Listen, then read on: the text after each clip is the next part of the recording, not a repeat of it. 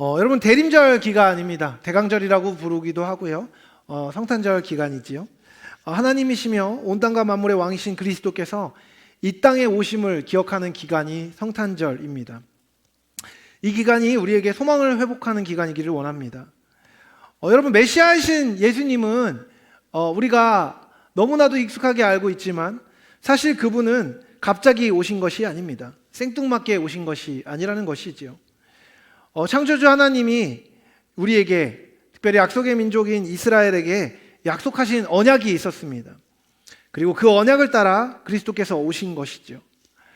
이 대림절 기간 제가 3번에 걸쳐서 말씀을 전할 텐데 특별히 구약을 통해 약속하신 메시아의 모습을 함께 살펴보려고 합니다. 그렇게 함께 살펴보면서 예수님이 이 언약을 어떻게 성취하셨는지를 함께 살펴보고요. 그 과정 안에 우리가 언약의 성취자이신 예수님 앞에 어떤 태도를 가지고 살아야 하는지를 함께 생각해 보려고 합니다. 여러분, 권위적이다라는 말은요, 긍정적으로 잘 쓰이지 않습니다. 제가 여러분의 목자라고 하면 여러분이 크게 거부감이 없을지 모르겠는데, 목사로서 제가 여러분의 권위자라고 여러분 말한다면 여러분 어떤 느낌이 드십니까? 기분이 좋으십니까? 아니면은 별 생각이 없으십니까?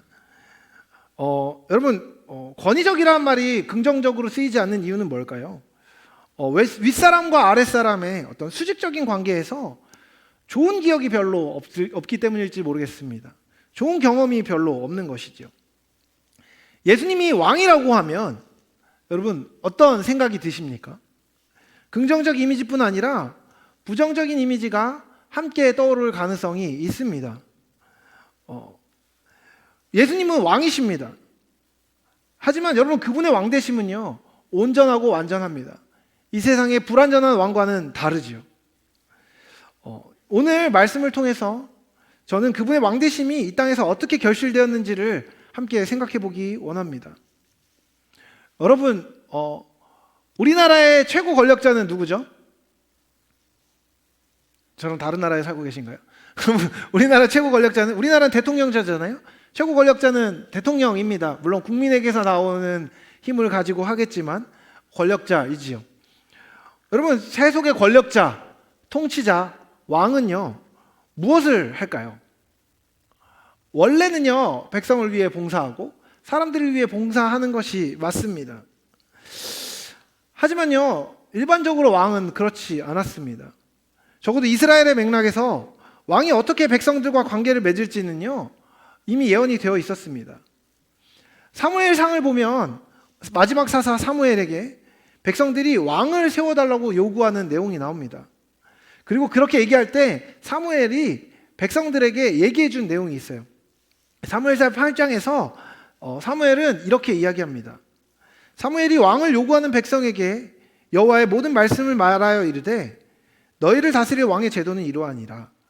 그가 너희 아들들을 데려다가 그의 병거와 말을 어거하게 하리니 그들이 그 병거 앞에서 달릴 것이며 그가 또 너희의 아들들을 천부장과 50부장을 삼을 것이며 자기 밭을 갈게 하고 자기 추수를 하게 할 것이며 자기 무기와 병거의 장비도 만들게 할 것이며 그가 너희의 딸들을 데려다가 향료 만드는 자와 요리하는 자와 떡 굽는 자로 삼을 것이며 그가 또 너희 밭과 포도원과 감람원에서 제일 좋은 것을 가져다가 자기의 신하들에게 줄 것이며 그가 또 너희의 곡식과 포도원 소산의 11조를 거두어 자기의 관리들에게 줄 것이며 그가 또 너희의 노비와 가장 아름다운 소년과 나귀들을 끌어다가 자기 일을 시킬 것이며 너희 양떼의 10분의 1을 거두어 가리니 너희가 그의 종이 될 것이니라 라고 얘기했습니다. 여러분 이 구절에서 사무엘은 왕의 특권을 얘기합니다. 여러분 백성들이 그 당시에 사무엘에게 왕을 요구했던 이유가 있습니다. 자신들을 군사적으로 보호해줄 강력한 힘을 가진 사람을 원했기 때문이었습니다. 그랬기 때문에 실제로 그들이 요구한 왕은요 백성들을 군사적으로 보호했습니다. 그런데 여러분 왕이 군사적으로 보호하는 일만 한 것이 아니라 왕이 한 일이 있습니다. 필연적으로 왕은요 그 모든 행위를 자기의 이득을 위해 하게 됩니다. 당연한 것이죠. 신하를 종으로 삼아서 군사로 삼아서 자기 휘하에 두고 이용합니다. 자기의 이득을 위해 말이죠. 그것이 왕의 권위의 권력의 속성입니다. 병사를 징집해서 일을 시키고 밭을 갈게 하고 세금을 걷게 하고 무기도 만들게 합니다. 요리를 하게 하고 왕을 섬기게 하며 가장 좋은 것들을 뺏어가는 것이 왕이 실제로 하게 되는 일인 것이죠. 자기 일을 시키고 세금을 걷어가죠. 사무엘은요, 실제로 백성들에게 너희들이 달라고 하는 왕이 너희들에게 이렇게 행동할 것이라고 이야기해 주었습니다. 여러분, 이스라엘의 통일 왕국 시기에 가장 먼저 왕이 됐던 인물이 누구지요? 사울입니다. 성경 공부한 사람들은 알아야 되는데 사울이죠. 두 번째 왕이 누구였죠? 다윗입니다. 세 번째 왕은요? 솔로몬이었습니다. 사울, 다윗, 솔로몬이 각각 40년을 다스리면서 이스라엘을 통치했습니다. 적어도 이 시기에는요, 왕들이 충분한 군사적인 보호를 백성들에게 제공했습니다. 그리고 백성들을 비교적 잘 다스린 시기였죠. 하지만 여러분, 그때도요, 왕은 이랬습니다. 백성들을 이용하고 백성들을 통해서 자기의 이득을 얻어내는 일들은요, 왕이 꾸준히 했던 일이었습니다. 심지어 하나님을 경외했던 최고의 왕이라고 불리는 다윗 왕의 시기에도요, 백성들을 수탈하는 일을 왕은 했습니다. 세속의 권위는 자기를 위해서 타인을 희생시키는 일을 하는 것이죠. 그것이 세속의 권위의 특징입니다. 그런데요, 여러분, 오늘 본문은요, 메시아를 그리고 있습니다. 오늘 본문이 이스라엘에게 선포될 때 이스라엘의 상황은요, 그와 같은 왕이라도 있었으면 하는 시기였습니다. 선지자 이사야가 예언했던 시기는 북이스라엘이 대제국 아수르에게 멸망당할 때, 그리고 남유다가 아수르와 이집트의 갈등으로 인한 군사적인 위협에 노출되었을 때였습니다. 한마디로 얘기하면 이런 겁니다. 아수르가 위에 있는 나라를, 북이스라엘을 멸망시키고 남쪽으로 내려오려고 하고 있었습니다. 아래에 있는 이집트라는 나라는 그렇게 아수르가 내려오는 것을 싫어했기 때문에 중간에 있는 땅이었던 남유다를 보호해 주는 것처럼 하면서 그들을 방패막이로 삼았습니다. 심각한 정치적인 위기 상황에 있었던 것이죠. 여러분, 그런 상황에서 백성들이 느꼈을 감정은 어떤 것이었을까요? 당연히 불안했을 겁니다. 두려웠을 것입니다. 정치적, 외교적, 안보적 불안정성이 극에 달했던 시기였던 것이죠. 그 같은 시기에 이사야가 이스라엘 백성들에게 그들을 구원할 메시아에 대한 소망을 불러일으키는 것이 오늘 우리가 함께 읽은 본문입니다. 여러분, 오늘 읽은 본문 바로 앞에는요, 선지자가 아수르의 멸망에 대해서 묘사합니다. 아무리 강대해 보이는 세속의 권력이라고 하더라도 하나님의 다스림 안에서 그 죄가 차고 연한이 지나면 멸망할 수밖에 없는 것에 대해서 선지자가 이야기합니다. 그리고 대제국 아수르가 멸망한 자리는 황폐해질 것을 말하지요. 그리고 오늘 본문 11장이 열립니다. 이사야가 말합니다. 그와 같이 세속의 권력이 힘으로 다스리던 자리는 멸망하고 황폐해질 것이다. 그리고 그 가운데 많은 사람이 고통을 받을 것이다 라고 이사야는 예언합니다. 그리고 나서 이사야가 계속해서 이야기하는데, 하지만 그 황폐한 가운데도 희망의 싹이 솟아날 것이다. 나무가 베어진 그 그루터기에서 아무것도 나올 것 같지 않은 그 황폐한 땅에서 하나님의 법 안에 그분은 이스라엘을 구원할, 당신의 백성을 구원할 구원자 메시아를 보내실 것임을 이사야를 통해 약속하고 계신 것입니다. 그리고 그 메시아에 대해 소개하는 내용이 2절부터 5절까지 나옵니다. 여러분, 이 긴 내용을요, 이렇게 요약할 수 있습니다. 너희를 구원할 메시아는 지혜와 총명, 전쟁에서의 모략과 전쟁을 이겨낼 능력, 그리고 하나님을 경외하는 영적인 지도력을 두루 갖춘 분이라고 이야기하고 있습니다. 여러분, 지혜와 총명이라고 번역된 단어는요, 분별력입니다. 솔로몬이 하나님께 지혜를 구했다고 얘기할 때의 지혜가 바로 이 단어입니다. 이 호크마라는 히브리어는 듣는 마음이라고도 번역이 됩니다. 지혜와 총명이요, 자기의 지식과 경험에만 경도되는 것이 아니라 상황을 살피고 그 가운데 올바른 길을 찾아낼 수 있는 능력이라는 것을 암시합니다. 여기에 더하여서 이 메시아는 전쟁에 있어서 지혜롭게 다른 나라들과 대화할 줄 알고 전쟁해야 할 때는 그들을 물리칠 수 있는 힘과 지혜를 겸비했음을 이사야는 이야기합니다. 이것은 당대의 제국을 이루었던 아수르가 무자비하게 야만적인 힘을 휘둘렀던 것과 대비를 이룹니다.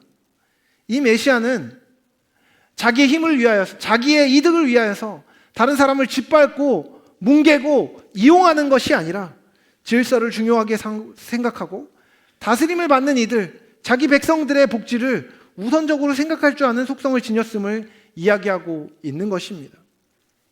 거기에 더하여서 지식과 여호와를 경외하는 영이라는 말은요, 그 메시아가 영혼을 새롭게 할 수 있는 지도력을 갖추고 있다는 것입니다. 인간의 외적인 복지만이 아니라 내면적인 갈등, 어려움, 공고함을 해결할 수 있는 능력을 갖고 계신 분임을 표현합니다. 여러분 고개를 들어보십시오. 여러분이 갖고 있는 영혼의 문제가 뭔지 여러분 알고 계십니까? 우리는요, 우리 스스로의 영혼의 문제에 대해서 잘 알지 못합니다. 내 영혼이 진짜 필요로 하는 것이 무엇인지에 대해서 알지 못하죠. 그리고 관심을 기울일 여력이 없습니다. 하지만 여러분, 이 메시아는요, 이 구원자는요, 우리조차 관심을 가지지 못하는 그 영혼의 문제를 풀기 원하신다는 것입니다.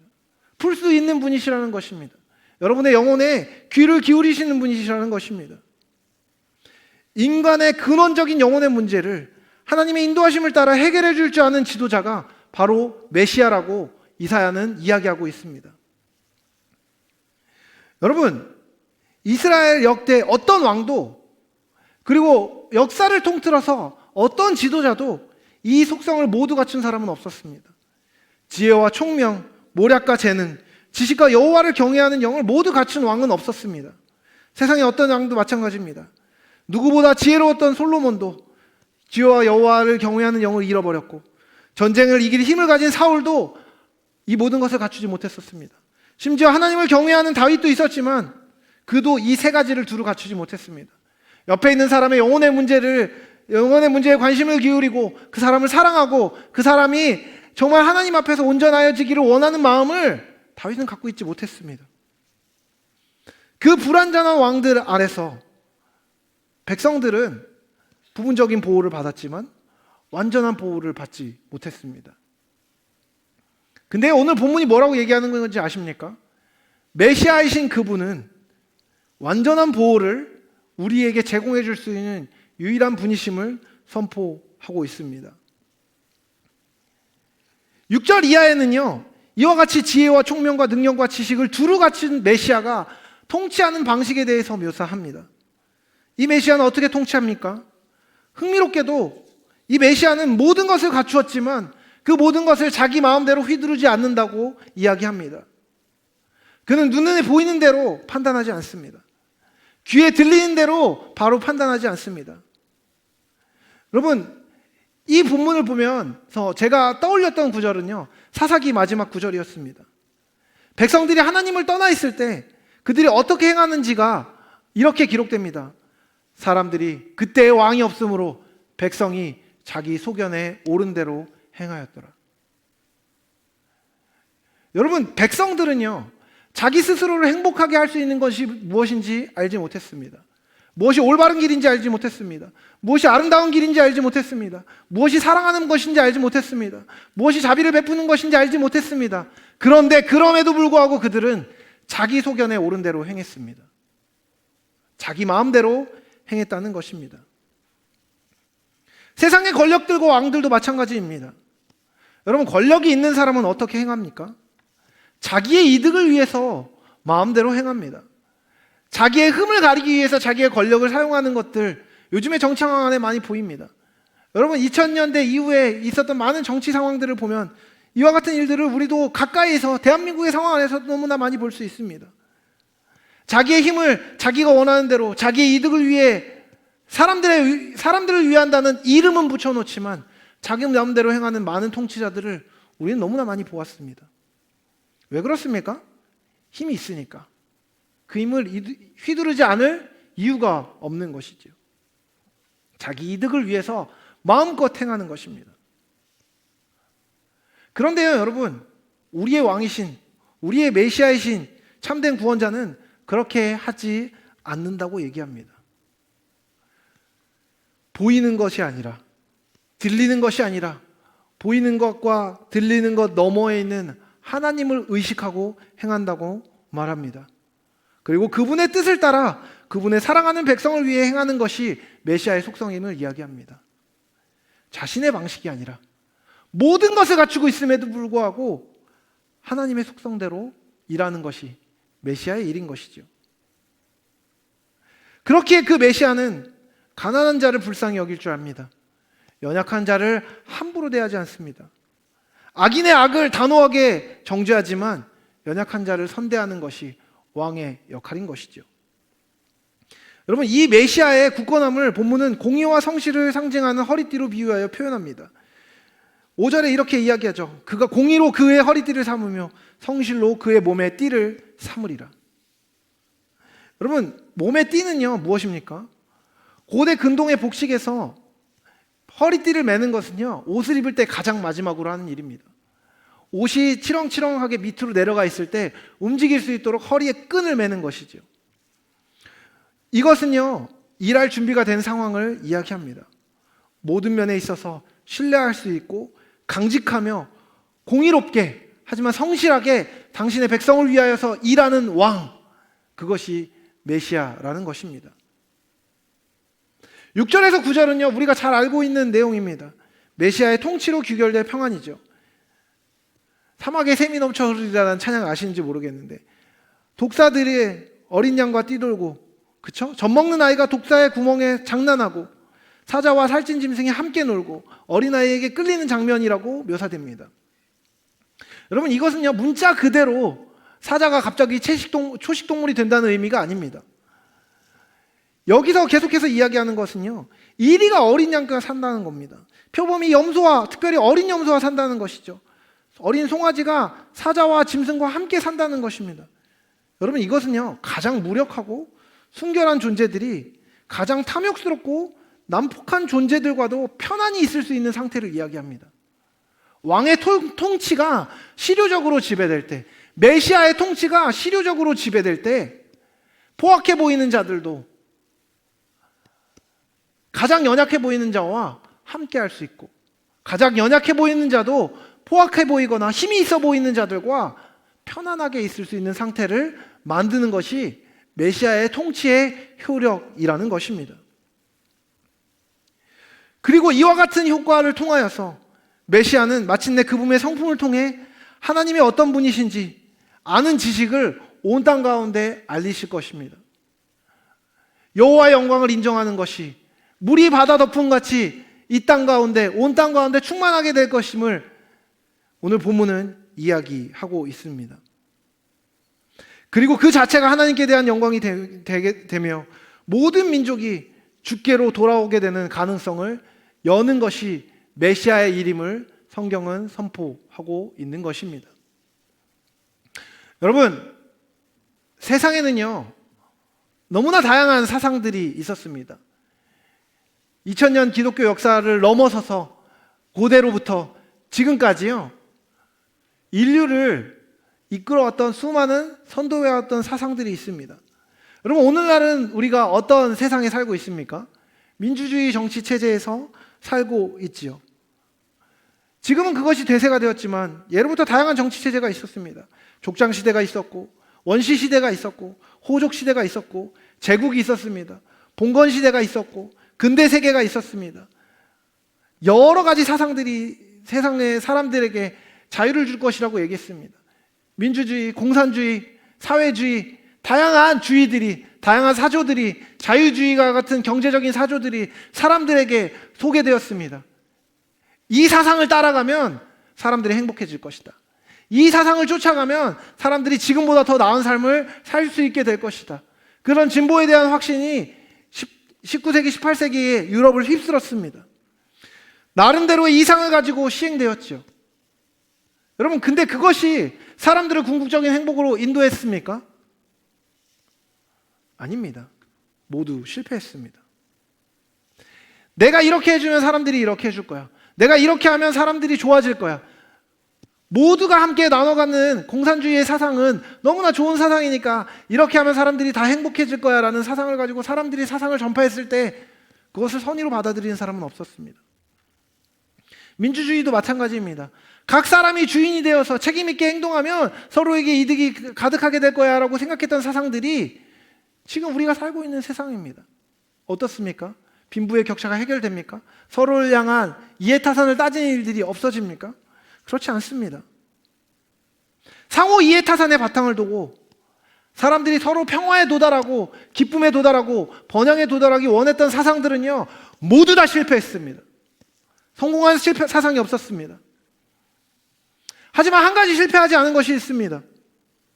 그리스도의 십자가와 부활을 통해 하나님 나라로 가는 길이 열린 것은요, 그 문은 열린 이래로 한 번도 닫힌 적이 없습니다. 그리스도가 유일하시고 온전하신 하나님을 향한 사랑을 가지고 그분의 명령에 순종하여 이 땅에 하나님의 통치를 열었기 때문에 그 길은 닫히지 않았습니다. 그 길은 실패하지 않았습니다. 그 길을 붙잡고 걸어가는 사람들의 삶에 행복과 복지와 기쁨은요, 영원히 보장되었던 것입니다. 하나님께 대한 헌신을 통한 통치만이 온 땅과 만물 가운데 성공하였습니다. 여러분, 그리스도의 은혜의 핵심은 무엇입니다? 메시아의 은혜의 핵심은 무엇입니까? 그리스도께서 이 땅에 오신 것의 성취의 핵심은 무엇입니까? 간단합니다. 예수님은 근본 하나님의 본체이시며 모든 능력과 모든 지혜와 모든 힘을 갖고 계시지만 그 힘과 지혜와 능력을 자기가 원하는 방식으로 사용하지 아니하시고 하나님께 순복하심으로 이 땅에서 모든 권리를 포기하셨습니다. 그리고 그 통치를 실현하기 위해 십자가에 자기 생명을 주셨죠. 세상의 방법은 다른 사람을 밟고 올라가는 것이지만 그리스도는 다른 사람에게 밟히는 자리로 들어가셨습니다. 세상의 방법은 내 이득을 취하기 위하여서 다른 사람을 희생시키시는 것이지만 그리스도께서는 다른 사람이 생명을 성취하기 위하여서 자신의 삶을 주는 것을 선택하셨습니다. 자기를 죽이고 세상을 살리는 것, 그것이 메시아이신 참된 하나님이신 그리스도의 통치의 방식이었다는 것입니다. 여러분, 그 왕이신 예수님이 오셨다고 할 때 우리는 그분께 굴복해야 합니다. 그분께 굴복한다는 것은 무엇을 의미합니까? 십자가의 은혜를 입은 사람으로서 예수님과 같은 삶의 방식을 취하는 것입니다. 그것이 무엇입니까? 우리에게 능력이 있고, 우리에게 판단할 힘이 있고, 우리에게 생각할 힘이 있고, 우리에게 내 소견에 옳은 대로 할 수 있는 권리가 주어졌지만 그 권리를 취하지 않고 하나님의 뜻을 구하는 것입니다. 너와 나의 관계 안에 갈등과 문제가 있을 때 내 방법을 취하는 것이 아니라 이 방법 안에 그리스도의 방법이 무엇인지, 사랑의 법이 무엇인지, 의의 법이 무엇인지를 고민하고 기도하고 하나님의 뜻을 구한 뒤에 비로소 움직이는 것이죠. 눈에 보이는 대로만 판단하는 것이 아닙니다.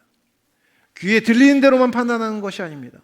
눈에 보이는 것과 귀에 들리는 것과 손에 만져지는 것 그 너머에서 하나님이 계심을 기억하고 내 뜻과 내 방법이 아니라 내가 사는 길이 아니라 하나님의 뜻이 사는 길을 따라가는 것, 그것이 그리스도의 길입니다.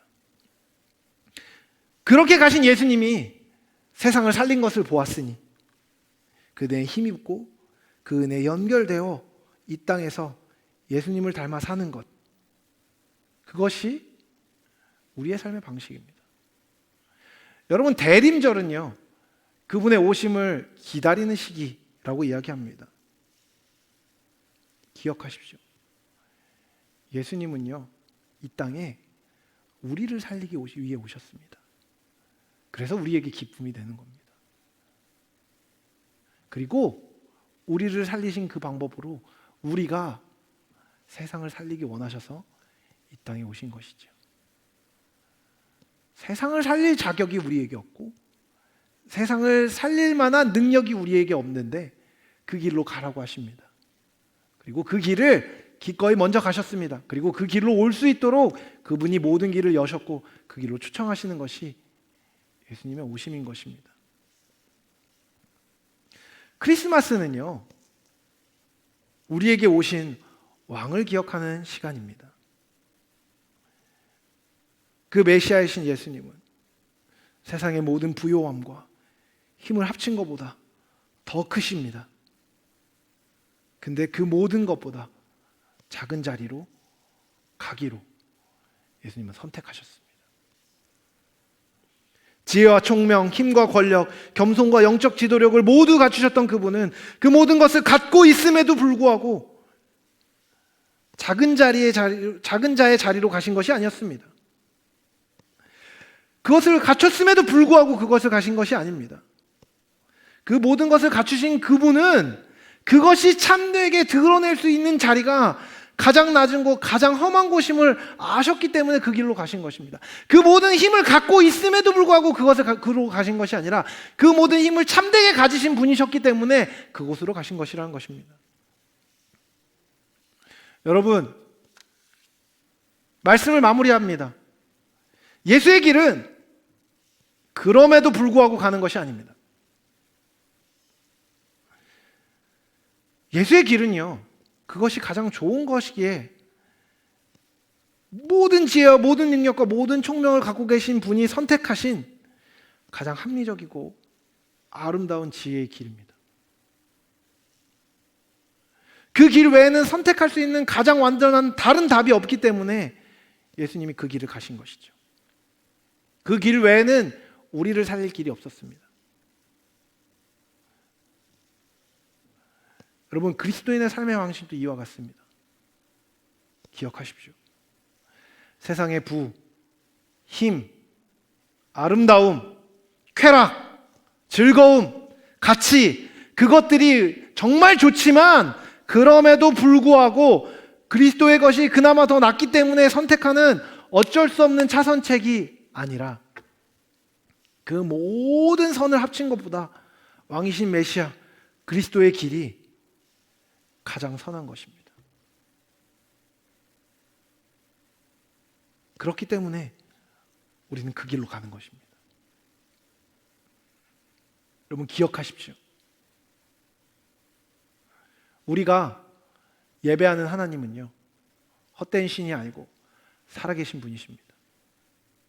우리가 의지하는 하나님은요, 일주일에 한 번, 아니 2주에 한 번, 한 달에 한 번 가끔 와서 만나고 그래 내 종교적인 의무감을 채우고 그래 이 정도면 됐다라고 얘기하고 말면 되는 분이 아니라 온 땅과 만물을 창조하시고 우리를 붙드시고 우리를 사랑하시고 우리와 함께 하시고 우리의 삶을 책임지실 수 있는 유일하신 왕이십니다.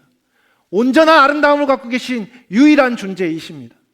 그렇기에 우리가 그분의 손을 붙잡는 것은요, 해도 되고 안 해도 되는 일, 해주는 일이 아니라 해야만 하는 일, 꼭 했으면 하는 일, 하지 않으면 안 되는 일이 되는 것입니다.